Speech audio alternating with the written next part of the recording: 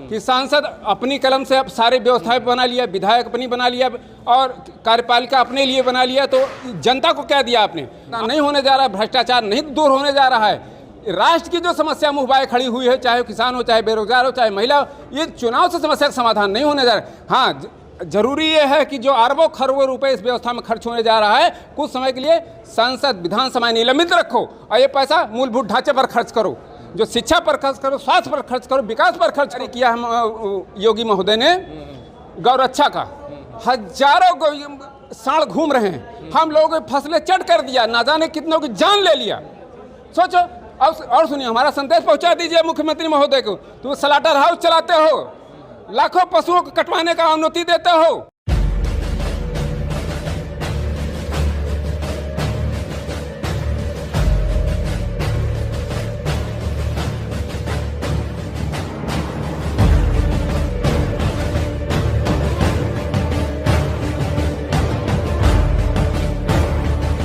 नमस्कार, मैं हूं आदिल अंसारी, आप है यूपी 9 न्यूज़ के साथ। हालांकि 2022 चुनाव की अब सरगर्मियां हर तरीके से तेज़ होने लगी। सभी राजनीतिक पार्टियां अपना अपना प्रयास जारी कर रहे हैं, वोटर्स को लुभाने का प्रयास किया जा रहा है। जिस तरह मैं आपको बता, अभी हम प्रयागराज के फूलपुर तहसील में और हमारे साथ कुछ अधिवक्ता साथी हैं और हम जानना चाहेंगे कि आखिर फूलपुर का अधिवक्ता, प्रयागराज का अधिवक्ता क्या सोच रहा है। इस बार अगर चुनाव होता है तो फिर से क्या भारतीय जनता पार्टी सरकार बनाएगी, या विपक्ष में जिस तरह से सपा बहुत बड़े बड़े दावे कर रही है, या फिर एक और पार्टी अभी आई है जो यूपी में 100 सीट लड़ने का ऐलान करे, वो है असदुद्दीन ओवैसी साहब। हालांकि असदुद्दीन ओवैसी के आने से आखिर सपा, बसपा, कांग्रेस, बीजेपी किसका खेल बिगड़ेगा, सभी मुद्दों पर हम बात करेंगे। हमारे साथ कुछ अधिवक्ता हैं। सबसे पहले आपको नाम जानना चाहता हूँ। हमारा नाम वीरेंद्र प्रताप सिंह एडवोकेट, मैं तहसील फूलपुर में 1996 से वकालत करता हूँ। जी, 2022 में चुनाव है तो क्या लग रहा है इस बार वकील क्या सोच रहा है? देखिए, अगर हमारी बात आप पहुँचाना चाहते हैं तो हम लोगों ने कई चुनाव देखा है, लेकिन व्यवस्था पर अगर नज़र डालें तो सिर्फ एक उदाहरण आपको दे रहा हूँ, न्याय व्यवस्था।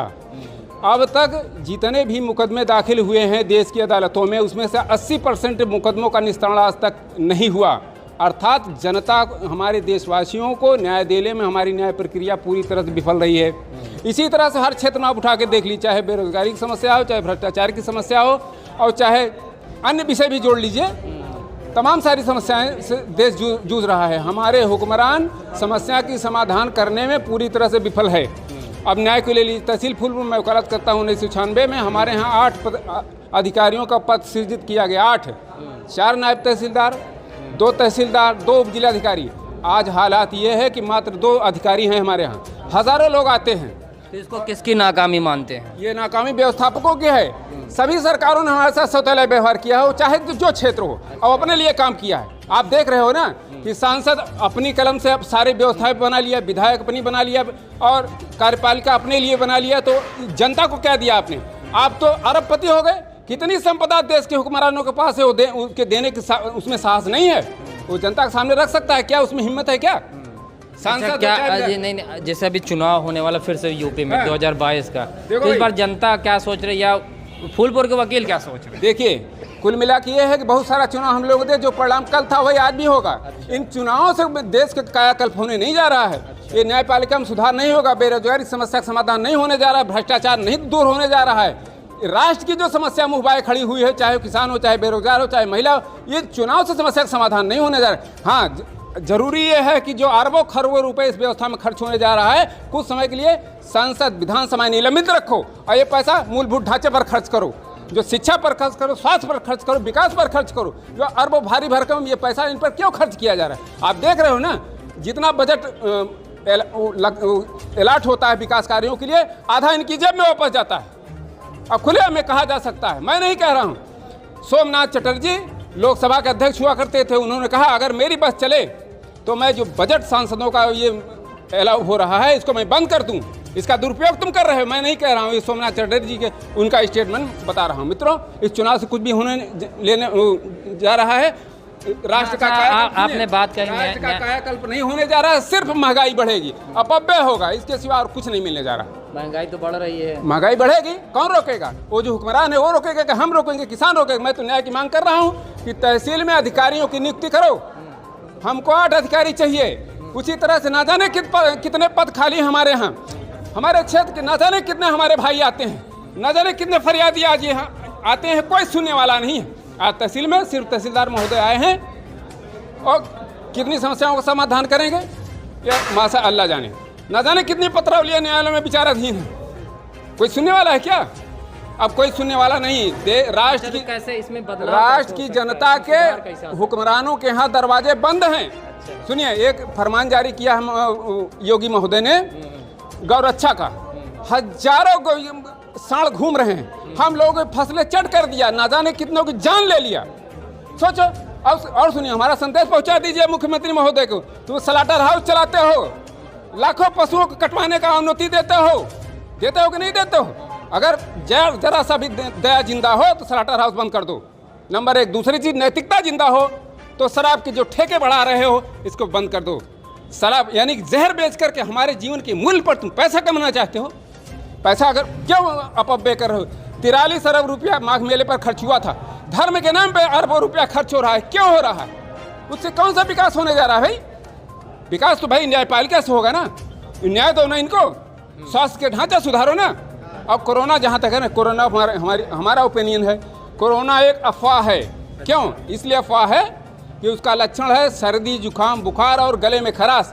इन्हीं का आंकड़ा बताता है कि 98.5% मरीजों को मैंने ठीक कर लिया, ना तो दवा बनाई और ना तो कोई उपाय किया। 98.5% कैसे आपने ठीक कर लिया? तो लग रही है सब वैक्सीन लग रही थी, इन्हीं का तो आंकड़ा बता रहा है। कोई गारंटी इसकी नहीं है कि इससे पुनः कोरोना नहीं होगा।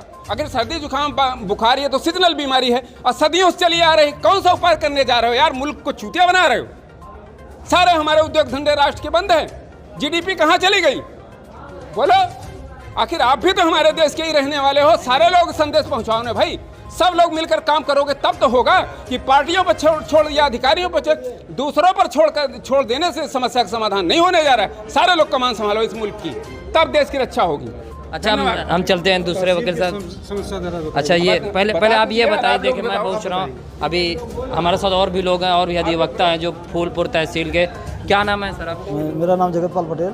जी, जोर से बताइए। जगतपाल पटेल एडवोकेट। ये बताइए 2022 में फिर से चुनाव देखिए, मैं सरकार पर कोई कमेंट नहीं करना चाहूँगा, मगर सरकार से चाहूँगा कि जो तहसील में जो प्राइमरी स्तर है, थाने और तहसील में बहुत ज़्यादा भ्रष्टाचार व्याप्त है। देखिए, सभी सुनते हैं, सभी चैनल को देखते हैं, सुनते हैं। मैं चाहता हूँ क्या कमियाँ हैं जो आप बताएं कि हो सकता है कुछ प्रशासन, ये शासन को चाहिए कि जो उनके प्रशासनिक व्यवस्था है, जो डीएम है, एसडीएम है या उनके अन्य अधिकारी हैं, समय से तहसील में आए, बैठे, फरियादियों की समस्याओं को सुने।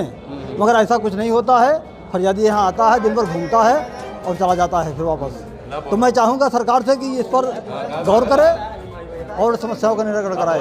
अच्छा, ये बताइए, चुनाव भी फिर से होने वाले हैं 2000। फिर से होने, चुनाव अलग बात है, मैं इस पर कोई कमेंट नहीं करना चाहता। नहीं तो कुछ तो वकीलों ने कुछ तो सोच रखा होगा क्या होने वाला है। वकील यहाँ किसी एक पार्टी के नहीं होता है। हम लोग किसी पार्टी के नहीं है। हाँ, पार्टी के नहीं, लेकिन एक वोटर की मतदाता तो होता है। मतदाता है, मतदाता में अब इसको हम नहीं कह सकते, किसी दूसरे को मत थोड़ी बता सकते हैं कि कहाँ देगा वो। अच्छा, चलिए ठीक है। ठीक, क्या नाम है आपका वकील साहब? मैं विजय कुमार पटेल एडवोकेट। अच्छा, तो ये बताइए, जिस तरह से अभी 2022 का फिर से अभी चुनाव होने वाला है और सभी अपने अपने बड़े बड़े दावे कर रहे, वादे कर रहे, सरकार विकास के दावे कर रहे, विपक्ष आरोप लगा रहा है, तो क्या लग रहा है वकील कहाँ जा रहा है? वकील क्या सोच रहा है? देखिए, अब वकील कहाँ जा रहा है, कोई वकील इसके बारे में कोई संगठन तो किए नहीं कि हम चुनाव में हर जात से हैं, हर बिरादरी से हैं, हर पार्टी से बिलोंग करते हैं, तो इस पर एक अधिवक्ता वकीलों के प्रति कैसे बोल सकता है?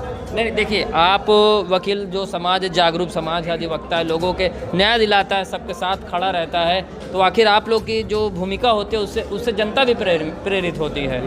तो मैं सिर्फ यही जानना चाहता हूँ, जिस तरह से अभी मौजूदा सरकार है, ये कह रहे हैं हम 350 के पार आ रहे हैं, फिर से इन्होंने काम किया है, लेकिन विपक्ष लगातार आरोप लगाता है कि बीजेपी ने कोई काम नहीं किया है और विपक्ष भी दावे भर रहा है। एक तरफ वहीं हैदराबाद से भी एक पार्टी आई है। ये उनका आंकड़ा है, ये उनका अपना आंकड़ा है, और पब्लिक का रुझान जब आएगा चुनाव के बाद तब उनको पता चलेगा कि हमारा 350 जाएगा कि 35 रहेगा। जनता खुश है कि नहीं? नहीं, अगर जनता खुश होती तो काहे इतना विद्रोह होता जगह जगह?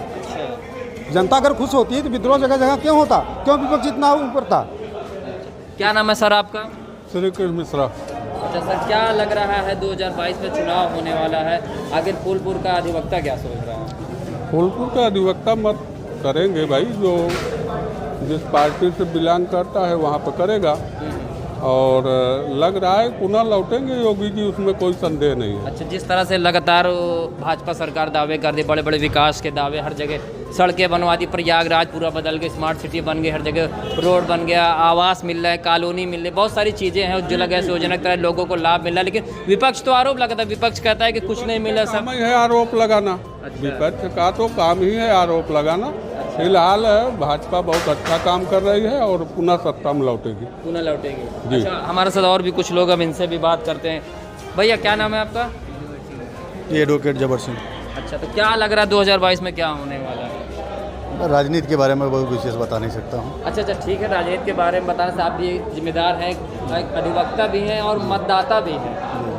तो जिस तरह से सरकार दावे करती है कि विकास किया है, उन्होंने रोड बनाई, सड़कें बनाई, लेकिन विपक्ष आरोप लगाता है कि उन्होंने कुछ नहीं किया, और विपक्ष इस बार विपक्ष की सरकार बनेगी। खासतौर से समाजवादी पार्टी भी अपने अपने दावे करती है, बहुजन समाज पार्टी भी उभर के आ रही है, और वहीं और आम आदमी पार्टी भी अपने दावे कर रही है। तो क्या लग रहा है इस बार मतलब सरकार बीजेपी की बनेगी या फिर कोई और पार्टी आने वाली है? अब ये तो वक्त ही बताएगा। अच्छा, अभी कुछ कहा नहीं जा सकता। अच्छा, चलिए, क्या नाम भैया आपका? चंद्रभान एडवोकेट। अच्छा, जगमोहन जी, क्या लग रहा है आपको 2022 में क्या होने वाला है? चंद्रभान। अच्छा जी, ठीक है चंद्रभान जी, क्या होने वाला है? क्या होने वाला, कुछ नया तो होगा ही। अच्छा, हाँ, तो क्या बदलाव होगा कि फिर से वही सरकार? बदलाव होना चाहिए, बदलाव होना चाहिए। अच्छा, एक बात बताएं, जिस तरह से दावे किए जा रहे हैं कि सरकार ने बहुत विकास किया है, आप प्रयागराज में रहते हो, प्रयागराज में काफ़ी बदलाव दिख भी रहा है, तो और विपक्ष आरोप लगाता सरकार ने विकास नहीं किया। तो विकास तो किया, फिलहाल विकास तो जो सड़कें बनाई गई, तो सड़कें एक ही साल में सब उखड़ गई, हर जगह सड़कें उखड़ गई। बेरोजगार इतना ज़्यादा बढ़ गया है, क्या करे इंसान, बेरोजगार भी बढ़ गया है और लोगों को भरपूर्ति वो बन नहीं पा रहा है। ठीक, चलिए, ठीक है, हमारे साथ कुछ अधिवक्ता थे और उन्होंने